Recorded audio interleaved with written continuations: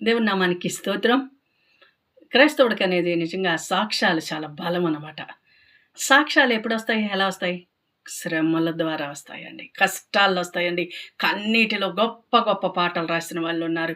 గొప్ప గొప్ప దైవ సేవకులైన వాళ్ళున్నారు. కనుక కష్టాలు, నష్టాలు, బాధలు, ఇరుకులు ఇవన్నీ అనేకమైనవి సంభవించినప్పుడు అవన్నీ సాక్ష్యాలుగా నీకు బలమవి.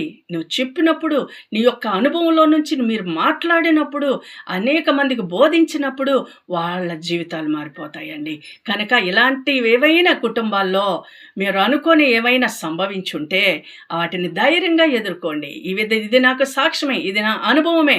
అనేక మందికి పాఠాలను చెప్పటానికి మీకు ఉపయోగపడతాయి. గొప్ప గొప్ప లెసన్స్ మనం నేర్చుకోవాలి అని దేవుడు అలా రూట్‌లో తీసుకొని వస్తాడు. కనుక భయపడక వాటిల్లో చక్కగా నిరీక్షణతో వాటిని జయించి అనేక మంది జీవితాల్ని బాగు చేయటానికి ఉపయోగపడతాయి.